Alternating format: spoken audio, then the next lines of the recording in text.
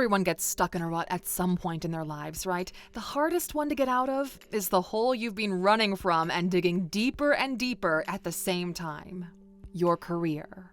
Some people pursue money and find themselves financially comfortable, but bored out of their minds.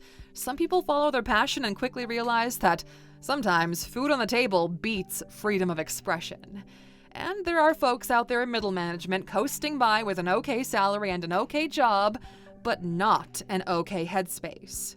Your favorite entrepreneurs, they've been in the same position as you. The most successful people have had to get out of multiple ruts in their life, and now they're all experts. So let's see what they have to say about it. Here are 15 ways successful people have gotten out of their career rut. Number 1, they get out of their own way. You know what most people do when they're in a career rut? They force themselves to work harder. They think that if they can just get over this little speed bump, that road will be clear and smooth. But it's not going to get clear after that because the road isn't the problem. You are. Forcing yourself to work harder only makes the problem worse. So get out of your own damn way, all right? When you let your logical thinking brain step aside and just follow the chaotic version of yourself, you get a spark of inspiration.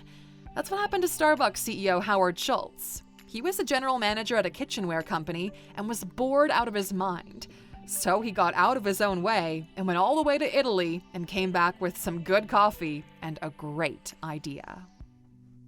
Number 2, they've made enough big mistakes.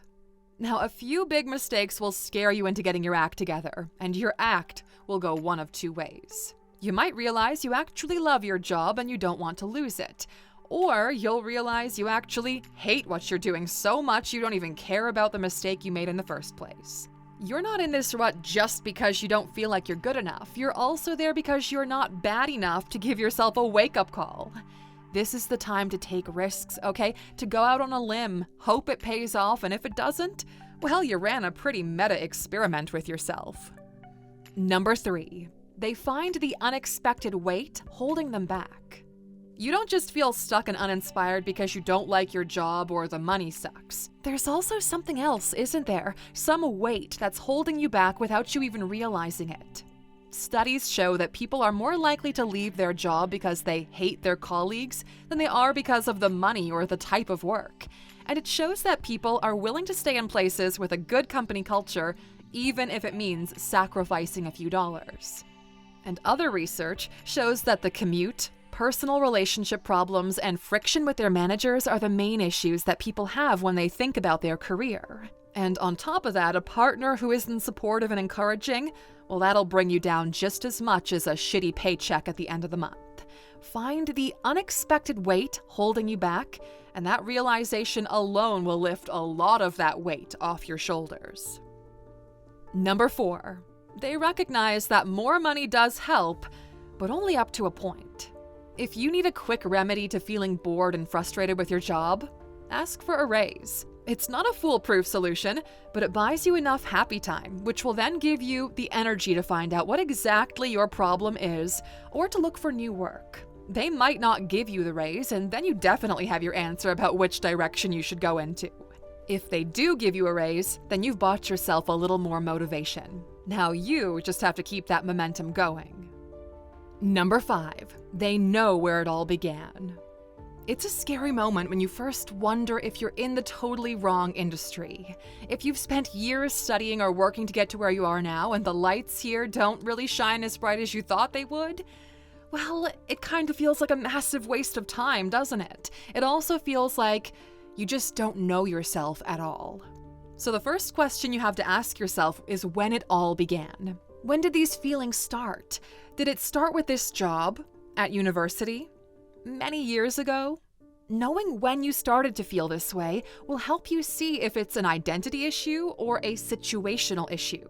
You have to know the enemy to be able to fight it, so ask the right questions. Number 6, they've tested out horizontal shifts. Not everything has to go up and up and up all the time. This idea that you're only progressing if you're moving one way is crazy, all right? You can take the skills you've learned in your current career and put it to great use doing something different, but more you. Oprah was fired and demoted from her first few broadcast jobs because studio heads considered her style of presenting too emotional. If she'd toned down the emotion, she could have moved up pretty quickly, but she was doing well in every other area. So instead, she shifted her interest to match her skills. Instead of primetime, hard-hitting news, she showed that you can be an empathetic human and a cutthroat moneymaker all in one foul swoop. Number 7. They don't fear or avoid rejection. And we're not talking about romantic rejection here, that's a whole different kettle of fish. This is about getting rejected at job interviews, having your ideas thrown out, even people rolling their eyes at your suggestions. You need to search for these reactions because they're gonna fuel you. You're bored and uninspired because you're playing it safe and avoiding rejection. So put yourself in those awkward situations. Get comfortable with being uncomfortable, and you'll see that you'll be so focused on the madness of this mission, you'll start getting those sparks of inspiration again. The multimillionaire designer Vera Wang wanted to be a figure skater, but she didn't make it. Then she applied to be editor-in-chief at Vogue, and she didn't get that either. Guess where she is now, though? Yeah, a famous designer. So find rejection, Aluxer. Don't fear it. Number 8. They know embarrassment is the cost of entry. How often have you held back with something not because you were worried about failing, but because you were embarrassed about starting? Well, look, okay, it's embarrassing starting a podcast and trying to explain it to your whole family. It's embarrassing opening up your own coffee shop and standing there in the window staring at people walking past, kind of begging them with your eyes to come in. And it can be pretty embarrassing to advertise your side hustle on your Instagram page for all your friends to see. Putting yourself out there and saying, "Hey, look at me and this thing," is hard for pretty much everybody. But the quicker you realize it doesn't matter at all and you get over it, the easier it'll be to move out of that rut and go for what you really want. Number 9. They test their limits before making a drastic change. We've seen people throw themselves into a big change without realizing that they can't actually handle everything that comes with it. And that adds even more stress. And you know what often happens in those situations? People get scared when it doesn't work out immediately and they run straight back to where they started. So test the waters first. Be honest about whether you have the mental and emotional capacity to tackle this rut head on. Not everything has to affect everything else you do. We've kind of demonized compartmentalizing things, but it's actually a really useful tool. So learn to, at least sometimes, put things into different mental boxes so they don't affect the rest of your life, and then use that extra energy to build momentum. You're not ignoring what's going on, you're conserving energy for when you're ready to go full force with it. Number 10. They pay attention to what they consume. Remember when Elon Musk co-founded PayPal? It's like something in his distant past now compared to what he's done recently, but PayPal was pretty freaking revolutionary when it came out. Anyone would be happy with creating a product like that, but not Musk. He was bored by the finance aspect of the work. He loved rocket science and coding, not checks and balances. Before launching Tesla and SpaceX, he devoured books on coding, AI, and rocket science. These were topics he was genuinely interested in. The further away your interests are from your work, the more unhappy you'll be. The middle ground is already out there, you just have to cross it.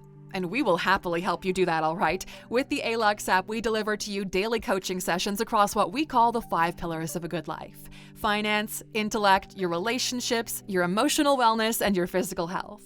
We also have curated content collections from industry experts to help you level up in some specific areas of your life. It's not cheap because we've poured millions of dollars into making this the most profound resource and tool that you could ever use. And if you'd like to test drive the app for free, go to Alux.com/app and download for the 7-day free trial. And if you're committed, scan this QR code on screen for 25% off your yearly membership. We'll see you on the inside. Number 11. They upskill, demand, and search. You can think about why you feel stuck and unhappy while you're doing other things with your life. Don't get stuck on the merry-go-round in your head. Take on some totally different courses and projects. Ask your employers if you can do something totally different for a week. They'll probably say no, and that's okay because rejection breaks that "I don't even care" barrier. But maybe they'll say yes, and then you've won this round. So search, look at other places. Take your new skills and demands to them too. Number 12, they know how crucial breaks are. Taking some time off work can help if you're feeling tired or frustrated. But when you're actually stuck in that rut, taking a break isn't going to get you out of there completely. Remember, okay, you're the one who's going through this. Everything else is functioning like normal, barring 1 or 2 slight changes. So taking a break isn't going to stop you from feeling that way. And if you think that it is, you're going to be very disappointed when you come back and you feel the same way you did before. But that doesn't mean that time off doesn't serve a purpose, though. It gives you enough energy to dive deeper into what's causing you to feel this way. It gives you the time to take some actual steps toward the next phase of your job or life.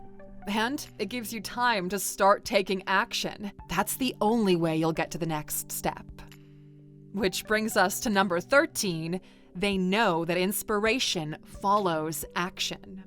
Now, people think that first you get inspired, then you use that inspiration to take action. But no, okay, that is way too fleeting. That spark is gone by the time you get to step 2. You're not going to feel inspired and then find answers by sitting on your ass. You need to get up and do something, okay? Do anything. Don't see this as you taking action to solve a problem. See it as you getting out there and living your life. Inspiration and that zest for life will follow you, but only when you're moving along. Number 14, they recognize mental work is just a small piece of the puzzle. Our therapy-rich world, for all its benefits, has made us think that reflecting and analyzing ourselves is what creates momentum. But it doesn't, okay? It's a small part of the puzzle. You have to combine the mental work with real-world steps that you can actually see. That's how you move things along. Only doing the mental work is like sitting in a car, knowing exactly how to drive it and then hoping that if you focus hard enough with your mind, you can get it to move. You have to turn the key in that ignition. That's what's going to get you out of this rut. All of the reflections and journal entries in the world are not going to help you if you don't combine that with just getting a move on, okay? With all of the traveling and the action-packed work and the mental effort to get out of this rut you're in, it can feel pretty lonely out there, which is why people who've done this before know, number 15, that every successful person has been there before too. There's not a successful person in the world who's never felt stuck at some point. Feeling stuck is kind of good because it actually means that you know and expect better from yourself. You know you've got more potential than what you're showing right now. So instead of seeing it as an annoying dead-end place, see it as a chance for a new chapter. Maybe a sign that you should start reading more books on rocket science. All the richest, most successful people have been there before too.